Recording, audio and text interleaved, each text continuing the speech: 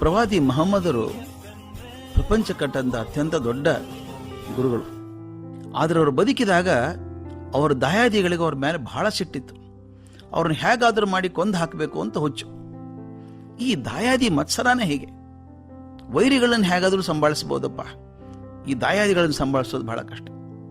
ಪ್ರವಾದಿಗಳ ಜೀವ ತುಂಬ ಅಪಾಯದಲ್ಲಿತ್ತು. ಅವಾಗ ಒಬ್ರು ಯಾರೋ ಬಂದು ಹೇಳಿದರು, ನನಗೆ ಸ್ವಲ್ಪ ವಿಷಯ ಗೊತ್ತಾಗಿದೆ ಸ್ವಾಮಿ, ನಿಮಗೆ ತುಂಬ ತೊಂದರೆ ಕಾಲ ಇದು. ನಿಮ್ಮ ವೈರಿಗಳು ಬಲಿಷ್ಠರಾಗಿದ್ದಾರೆ, ಅವ್ರ ಸಂಖ್ಯೆನೂ ದೊಡ್ಡದಿದೆ. ದಯವಿಟ್ಟು ಅವ್ರು ಎದುರು ನಿಂತು ಹೋರಾಡಬೇಡಿ. ಈಗ ಸ್ವಲ್ಪ ದಿನಗಳ ಕಾಲ ಯಾರ ಕಣ್ಣಿಗೂ ಬೀಳದ ಹಾಗೆ ಅಡ್ಕೊಂಡಿದ್ಬಿಡಿ.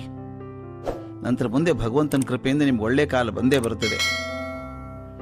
ಬಹಳ ಜನ ಆತ್ಮೀಯರು ಇದೇ ಅಭಿಪ್ರಾಯ ಕೊಟ್ಟಾಗ ಪ್ರವಾದಿಗಳಿಗೆ ಅನ್ನಿಸ್ತಂತೆ, ಹೌದು ಇದು ಸರಿ, ಇದು ನನ್ನ ಜೀವನದ ಕರಾಳ ಸಮಯ, ಭಗವಂತನ ಇಚ್ಛೆ ಇದ್ದಂಗೆ ಆಗಲಿ ಅಂತ ಹೇಳಿ ಮನೆ ಎಲ್ಲ ಪರಿವಾರದವ್ರನ್ನ ಬಿಟ್ಟು ಒಂದು ಚೀಲದಲ್ಲಿ ತಮ್ಮ ಬೇಕಾದಂಥ ಕೆಲವು ಸಾಮಾನು ಹಾಕ್ಕೊಂಡು ಹೊರಟುಬಿಟ್ರು. ಜೊತೆಗೆ ಯಾರನ್ನೂ ಕರ್ಕೊಂಡು ಹೋಗಬಾರ್ದು ಅಂತ ಇದ್ದದ್ದು. ಅದು ತನಗೆ ಅಪಾಯ ಆದರೆ ಪಾಪ ಅವ್ರಿಗೂ ತೊಂದರೆ ಆಗಬಾರ್ದಲ್ಲ ಅಂತ ಆಶಯ ಅವ್ರದ್ದು. ಅನೇಕ ಶಿಷ್ಯರು ಬರಬೇಕಂದ್ರೂ ಯಾರನ್ನೂ ಬರ್ಗೊಡ್ಲಿಲ್ಲ ಅವರು. ಆದ್ರೆ ಕೊನೆಗೆ ಅವ್ರನ್ನ ಬೆಂಬಿಡದೆ ಹಿಂಬಾಲಿಸಿದವನು ಅಂದರೆ ಅವ್ರ ಶಿಷ್ಯ ಮತ್ತು ವಿಶ್ವಾಸದ ಗೆಳೆಯಾದಂಥ ಅಬೂ ಬೇಕರ್. ಅವನ ಪ್ರೀತಿಯ ಸರ್ವಾರ್ಪಣೆಯ ಬೇಡಿಕೆಯನ್ನ ಬೇಡ ಅನ್ನೋಕೆ ಆಗಲಿಲ್ಲ ಮಹಮ್ಮದರಿಗೆ.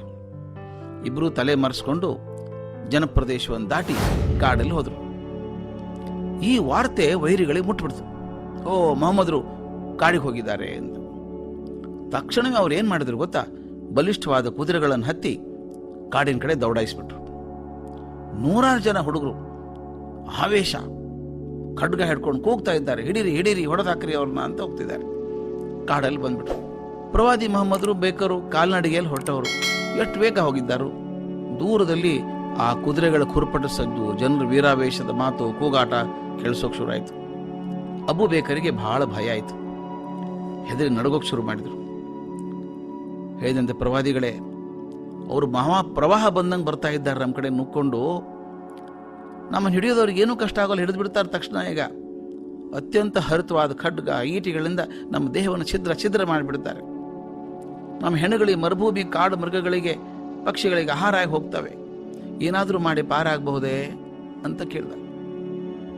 ಮಹಮ್ಮದರು ತುಂಬ ಶಾಂತವಾಗಿದ್ದರು. ಒಂದು ಮಾತು ಆಡಲಿಲ್ಲ. ಸುಮ್ಮನೆ ಬಾ ನನ್ನ ಜೊತೆಗೆ ಅಂದರು. ಸ್ವಲ್ಪ ದೂರದಲ್ಲಿ ಒಂದು ಗುಹೆ ಕಾಣಿಸ್ತಾ ಇತ್ತು.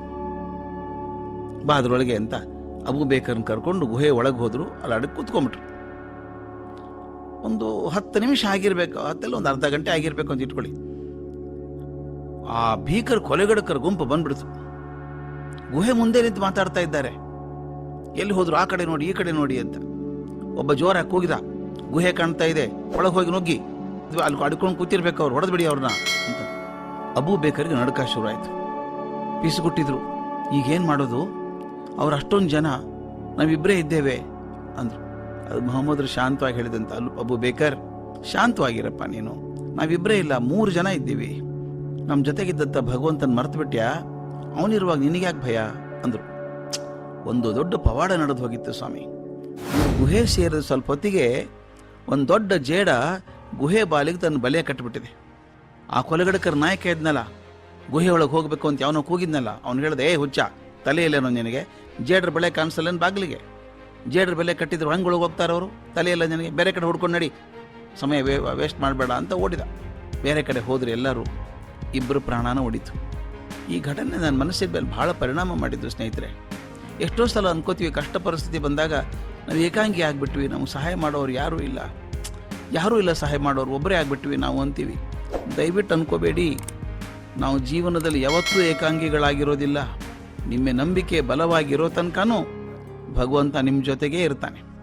ಭಗವಂತ ಇದ್ದಾನೆ ಅನ್ನುವಂಥ ನಂಬಿಕೆ ನಿಮ್ಮ ಹೃದಯದಲ್ಲಿ ಇದ್ದರೆ ನಿಮಗೆ ಅಸಾಮಾನ್ಯವಾದಂಥ ಶಕ್ತಿಯನ್ನು ಕೊಡ್ತದೆ. ಕಷ್ಟ ಕಾಲದಲ್ಲಿ ಎಲ್ಲ ಮುಗಿದು ಹೋಯ್ತು, ಕುಸಿದು ಹೋಯ್ತು, ಇನ್ನೇನು ಉಳಿದಿಲ್ಲ ನನಗೆ ಅಂದಾಗ ಒಬ್ಬನೇ ಆಗಿದ್ದೀನಿ ಅಂತ ಅನ್ಕೋಬೇಡಿ. ಒಬ್ಬರೇ ಆಗಿರೋಲ್ಲ, ಯಾವತ್ತೂ ಒಬ್ಬರೇ ಆಗಿರೋಲ್ಲ. ಮನಸ್ಸಲ್ಲಿ ಭಗವಂತ ಇದ್ದಾನೆ ಅನ್ನೋ ನಂಬಿಕೆ ಗಟ್ಟಿಯಾಗಿ ಕೂತ್ಕೊಂಡ್ರೆ ಅದು ಯಾವಾಗಿದ್ರೂ ಕಾಪಾಡುತ್ತೆ. ಅದಕ್ಕೆ ದಾಸರು ಹೇಳಿದರು, ತಲ್ಲಣಿಸದಿರು ಕಂಡ್ಯ ತಾಳು ಮನವೇ, ಹುಟ್ಟಿಸಿದ ಸ್ವಾಮಿತ ಹೊಣೆಗಾರನಾಗಿರಲು ಗಟ್ಟಿಯಾಗಿ ಸಲಹುವನು, ಇದಕ್ಕೆ ಸಂಶಯ ಬೇಡ ಅಂತ. ಸಂಶಯ ಇಟ್ಕೋಬೇಡಿ. ಭಗವಂತ ಇದ್ದಾನೆ ಅನ್ನೋಂಥ ನಂಬಿಕೆ ಇದೆಯಲ್ಲ, ನಿಮಗೆ ಎಂಥ ಕಷ್ಟ ಪರಿಸ್ಥಿತಿಯಲ್ಲೂ ಕಾಪಾಡುತ್ತೆ. ಎಂದಿಗೂ ನಾವು ಏಕಾಂಗಿಗಳಲ್ಲ. ನಮ್ಮ ಜೊತೆಗೆ ಭಗವಂತ